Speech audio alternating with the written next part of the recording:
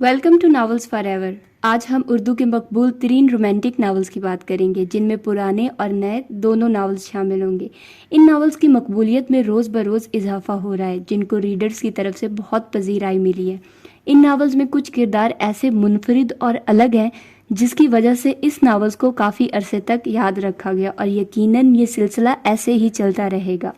Novels वैसे तो ख़वातीन में बहुत मकबूल हैं, लेकिन कुछ नावल्स और उनकी स्टोरीज़ इतनी आला हैं कि मर्द हजरात भी इन नावल्स को पढ़े बगैर नहीं रह सके। हम बात करेंगे कुछ ऐसे ही नावल्स की, लेकिन वीडियो शुरू करने से पहले आपसे गुजारिश है कि चैनल को सब्सक्राइब कीजिए और हमारी वीडियो सबसे पहले देखने के लिए बेल आइकन को ज़रूर प्रेस कीजिए। जब बात आती है तफरीह की, तो मौजूदा दौर में कुछ ख़वातीन के लिए नावल्स इंटरटेनमेंट का बड़ा ज़रिया माना जाता है, जिसमें मुआशरे के मुख्तलिफ रंगों की कहानियाँ उनको अपने साथ बांधे रखती हैं, और इसमें हमारी राइटर्स बेहतरीन किरदार अदा करती हैं। चलिए बात करते हैं उर्दू के टॉप 10 बेस्ट रोमांटिक नावल्स की। नावल नीलम का मरकत, जिसकी राइटर है तीबा तबस्सुम।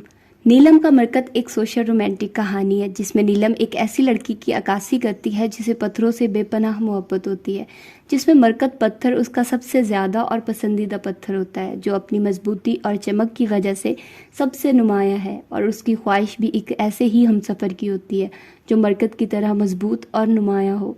लेकिन उसे ये अंदाज़ा नहीं होता कि ये ख्वाहिश उसको कितनी महंगी पड़ेगी। और इस कहानी में आप लोगों को दो ऐसे किरदार मिलेंगे जो अपनी जगह मरकत से कहीं ज़्यादा मजबूत हैं, जिसमें एक मरकत होता है अच्छाई का और दूसरा बुराई का। और नीलम का मरकत कौन बनेगा, इसका फ़ैसला तो आप लोग खुद ही कहानी पढ़कर कीजिएगा। इसके अलावा इस नावल में वतन से मोहब्बत और नफ़रत के शदीद जज्बात भी मिलेंगे।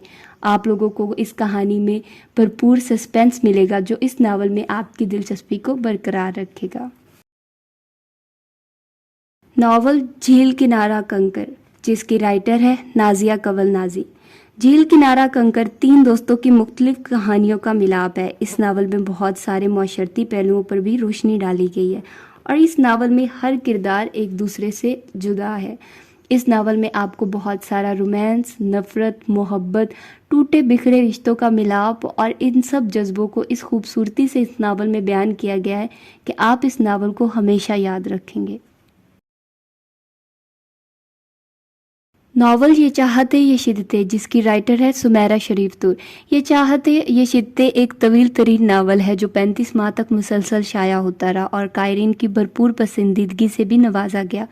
इस नावल में सब किरदार हमारे माशरे के अंदर रहने वाले किरदार हैं। बज़ाहिर आम से किरदार हैं, मगर अपने लफ्ज़ों, जज्बातों, एहसासात से कायरीन के दिलों में मखसूस जगह बनाते चले गए। इस कहानी का प्लॉट कोई मावराई प्लॉट नहीं है, मगर इस नावल में कुछ ख़ास और नया ज़रूर है जो आप लोगों को आखिर तक इस नावल से जोड़े रखेगा। नावल ज़िंदगी गुलजार है, जिसकी राइटर है उमेरा अहमद। व्यूवर्स, आमतौर पर हर कहानी में एक मरकज़ी किरदार होता है, लेकिन इस नावल की कहानी दो किरदारों ज़ारून जावेद और कशफ मुर्तज़ा के गिर्द घूमती है, जिनकी परवरिश बिल्कुल मुख्तलिफ माहौल में होती है। इन दोनों किरदारों का रहने का अंदाज़, माशरती इक़्तिदार, सोचने का अंदाज़ एक दूसरे से बिल्कुल मुख्तलिफ होता है। ज़ारून का तल्लुक़ एक अपर क्लास से होता है, जहाँ उसे ज़िंदगी की हर आसाइश मुयस्सर होती है, जबकि दूसरी तरफ कशफ, जो कि एक मिडिल क्लास फैमिली से बिलोंग करती है और उस पर अपनी पूरी फैमिली की जिम्मेदारी होती है। उसका बाप बेटे के लिए दूसरी शादी कर लेता है और इस तरह वो एक नाखुशगवार ज़िंदगी गुजार रही होती है।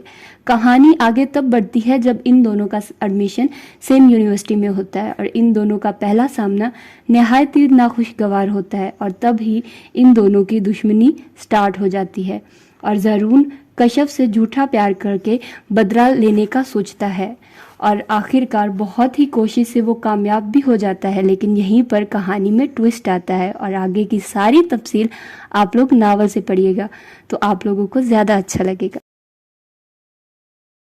नावल चांद गगन चांदनी, जिसकी राइटर है इकरा सगीर अहमद। اس ناول کی کہانی ورشا نامی لڑکی کے گرد گھومتی ہے جو ایک خوبصورت اور اپنے اصولوں کی پکی لڑکی ہے۔ وہ ایک یونیورسٹی کی اسٹوڈنٹ ہے جہاں اس کے ایک کلاس فیلو سارم خان کو اس سے پیار ہو جاتا ہے اور وہ اس سے شادی کرنے کا خواہش مند ہوتا ہے۔ شروع میں وہ اس کو پسند نہیں کرتی کیونکہ وہ اپنے خاندان کی روایات اور اصولوں کی حدود کو جانتی ہے، کیونکہ اس کا خاندان ایک روایتی خاندان ہوتا ہے۔ اس ناول میں رائٹر ہمیں ایک خوشحال زندگی گزارنے کے لیے رشتوں کی اہمیت بتاتی ہے۔ یہ ایک دل کو چھو جانے والی کہانی ہے جو کہ پڑھنے والوں کے ذہنوں پر گہرے اثرات مرتب کرتی ہے۔ ناول پیر کامل، جس کی رائٹر ہے عمیرہ احمد۔ پیر کامل ایک ایسی کہانی ہے جس میں دو ناخوش روحوں کے ایک دلخراش سفر کو بیان کیا گیا ہے۔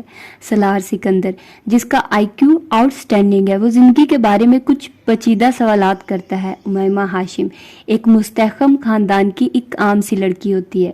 مذہب کی پوائنٹ آف ویو سے وہ دونوں ایک دوسرے سے الگ ہوتے ہیں۔ تقدیر ان کی زندگیوں کے راستے ایک ہی کر دیتی ہے، یہاں تک کہ سالار کو ایک خوفناک تجربے کا سامنا کرنے کے بعد امیمہ سے پیار ہو جاتا ہے جو اس کی زندگی کا رخ بالکل بدل دیتا ہے۔ یہ ناول شعاع ڈائجسٹ میں جولائی 2003 سے فروری 2004 میں تک شائع ہوا۔ ناول نمل، جس کی رائٹر ہے نمرہ احمد۔ نمل ناول ایک پیچیدہ کہانی ہے اور اس کا خلاصہ کرنا اس کے ساتھ ناانصافی کر سکتا ہے، لیکن ایک چھوٹی سی کوشش کی جا سکتی ہے۔ اس کہانی میں فارس غازی ایک ایسا کردار ہے جس کو اپنے ستیلے بھائی اور بیوی کے قتل اور زمر یوسف کے قتل کی کوشش کا مجرم قرار دیا جاتا ہے، لیکن اس کے بھانجے سعدی یوسف کو اس کی بے گناہی کا یقین ہوتا ہے اور بالآخر وہ اسے جیل سے نکلوانے میں کامیاب ہو جاتا ہے۔ دوسری طرف زمر، سعدی کی پھوپھو، شعبے کے لحاظ سے ایک وکیل ہے اور اسے یقین ہوتا ہے کہ فارس ایک مجرم ہے۔ اصل قصوروار ان کا ہی کزن ہاشم کاردار ہوتا ہے، جو کہ زمر کی طرح ایک ماہر وکیل ہونے کے علاوہ آئل کارٹیل کا بھی مالک ہوتا ہے، جو اپنے کرپشنز کیسز کو چھپانے کے لیے فارس کے بھائی وارث کو قتل کرواتا ہے اور اس کے لیے فارس کی بیوی اور زمر کو بھی اس زد میں لے آتا ہے۔ سعدی کی چھوٹی بہن حنین سپر جینیس ہوتی ہے اور امریکہ میں اس کی ایک الیسیا نامی لڑکی سے دوستی ہوتی ہے جو بعد میں ہاشم کی ستیلی بہن ہونے کا دعویٰ کرتی ہے۔ اس ناول میں آپ کو جگہ جگہ پر سسپینس ملے گا اور یہ کہانی نہایت ہی دلچسپ۔ ناول یارم، جس کی رائٹر ہے سمیرہ حمید۔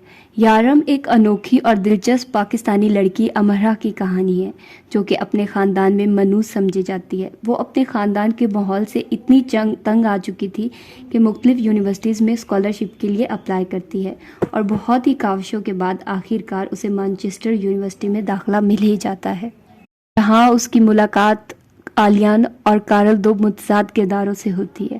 کارل اس ناول کا نہایت ہی دلچسپ کردار ہے جو زندگی سے بھرپور ہے اور زندگی کو بھرپور طریقے سے ہی انجوائے کر رہا ہوتا ہے۔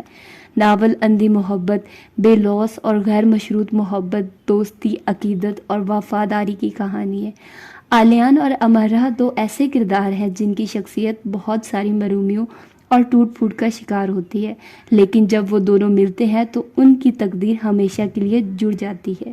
یہ ناول شعاع ڈائجسٹ میں جولائی 2014 سے مارچ 2015 میں شائع ہوا۔ ناول حالم، جس کی رائٹر ہے نمرہ احمد۔ حالم ناول ملک ملیشیا کے ایک سیاسی رہنما، فاتح اور ایک فنکار تالیہ مراد کے گرد گھومتا ہے۔